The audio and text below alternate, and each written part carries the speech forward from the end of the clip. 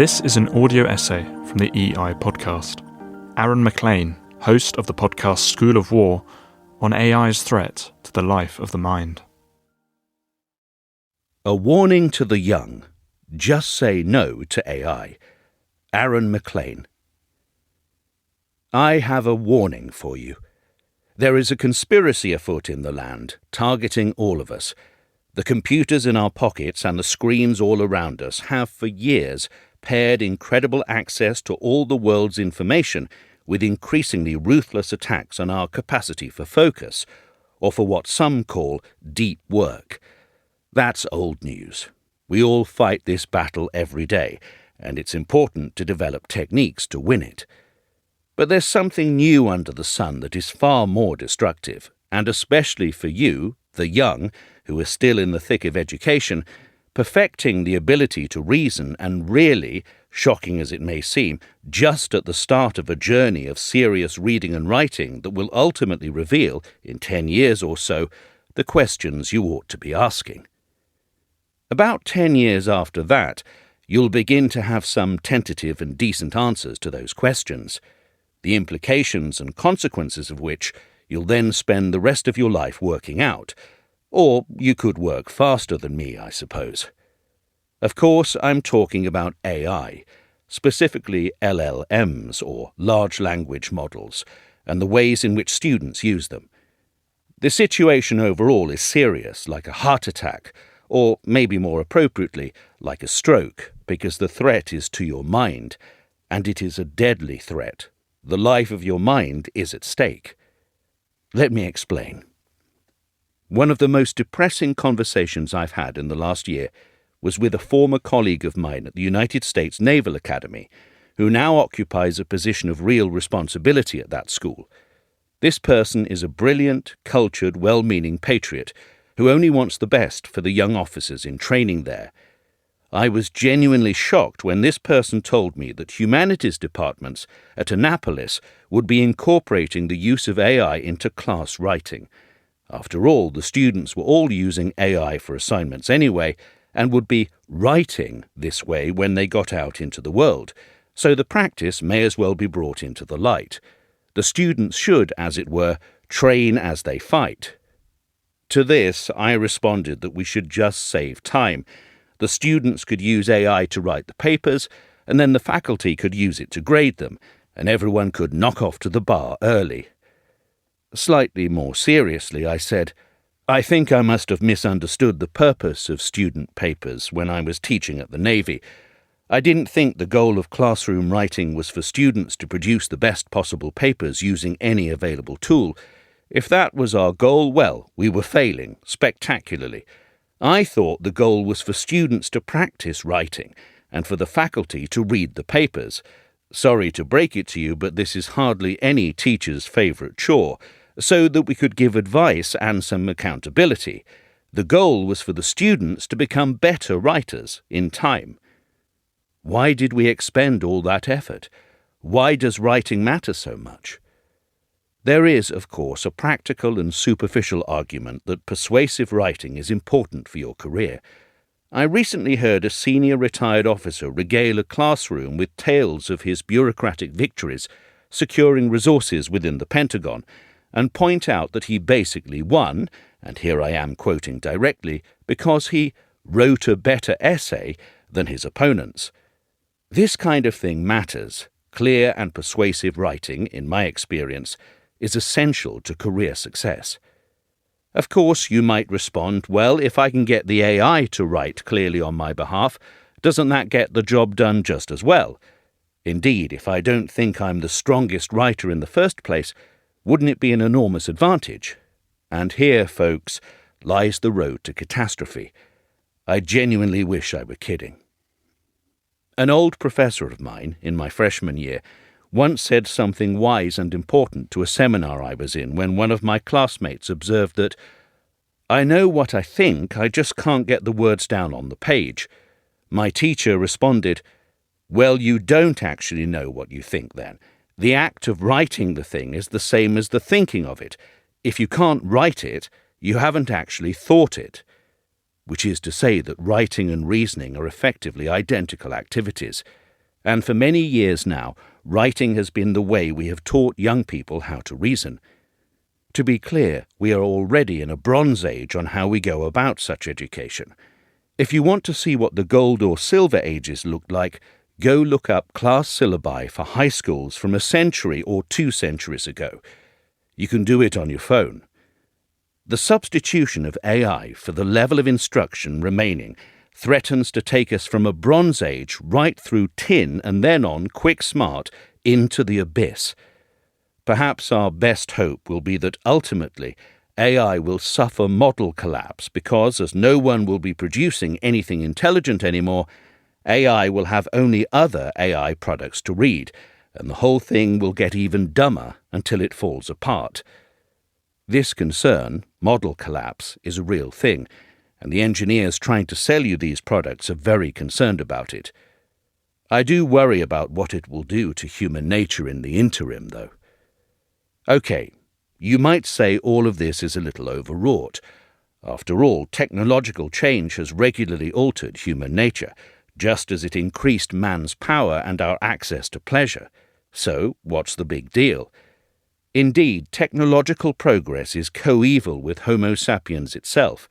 It seems to have been the mastery of fire that improved our digestion and allowed for our larger brains, and in so doing, set us on the road to being less brawny and strong as a species. Seems like a fair trade to me. What Luddite would want to stay an ape? Another interesting example is the proliferation of cheap paper, and especially the invention of the printing press, before which educated elites were trained in elaborate mental exercises to build vast imagined memory palaces, so as to store the vast amounts of information a learned person would need, as libraries were exceedingly rare and, by modern standards, very poorly stocked. No one has really needed an amazing memory for some time now. Was the trade worth it? I don't particularly want to go to a world without books, so I'll allow it. What about the ability to record and distribute and broadcast music? That's an interesting one.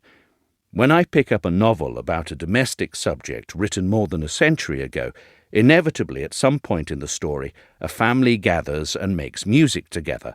After all, there wasn't that much to do. Now, I expect that a lot of that living room music was pretty bad, especially considering that I could play for everyone over the mic right now, Maria Callas or Yo-Yo Ma or whoever, and we could listen to some of the most transcendent music ever performed. But here we are arriving at my point. It wasn't actually the listening to the music that really mattered.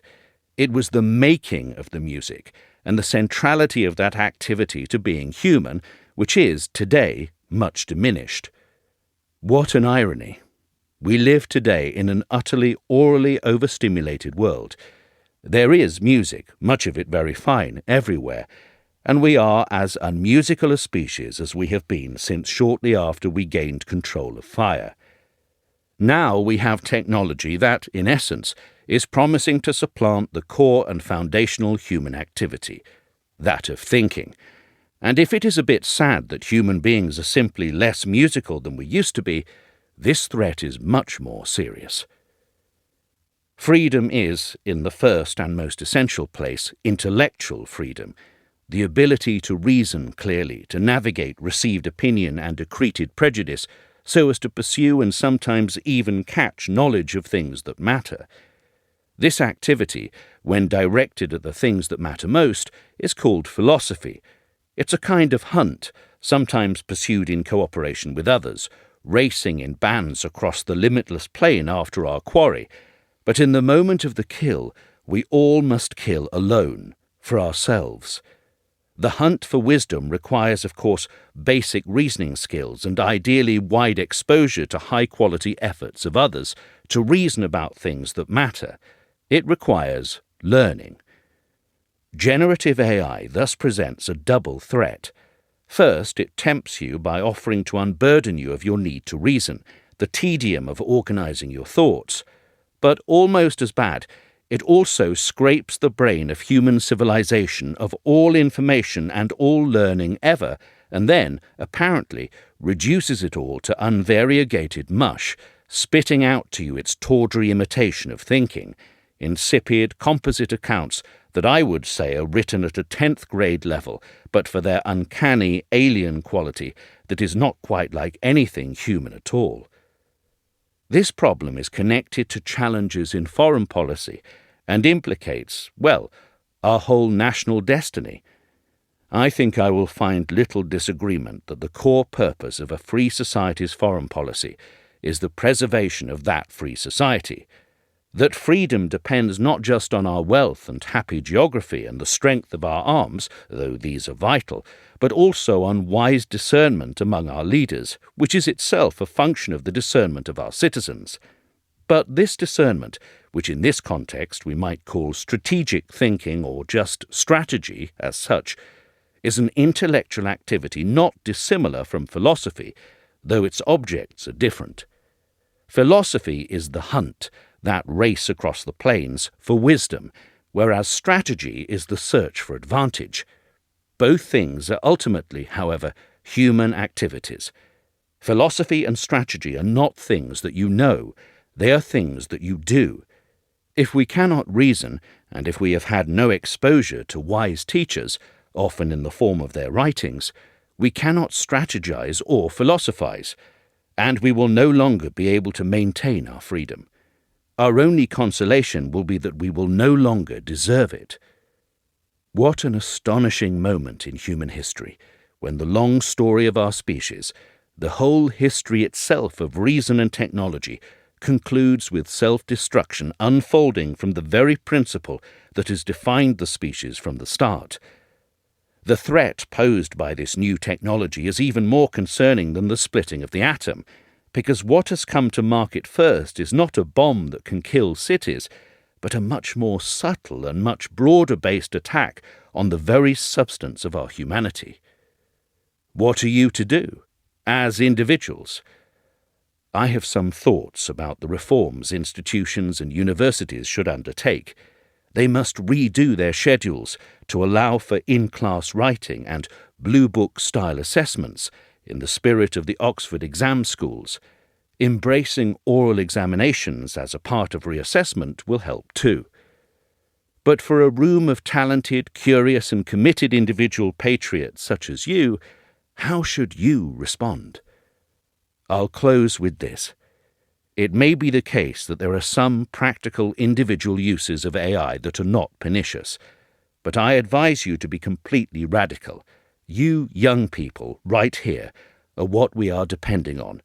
Your country depends on you thinking for yourselves, on actually doing the reading, formulating your own thoughts, doing the work, on being a reader and a writer, not just seeming like you have a brain. For any use of these new tools that takes the place of your own genuine understanding, which I fear is most of their uses, reject the crutch. To quote an old classmate of mine, if you haven't started using these tools, don't. If you have started, stop. Freedom starts at home. It starts in your mind. It, too, is an activity, not a possession. Don't give up the race.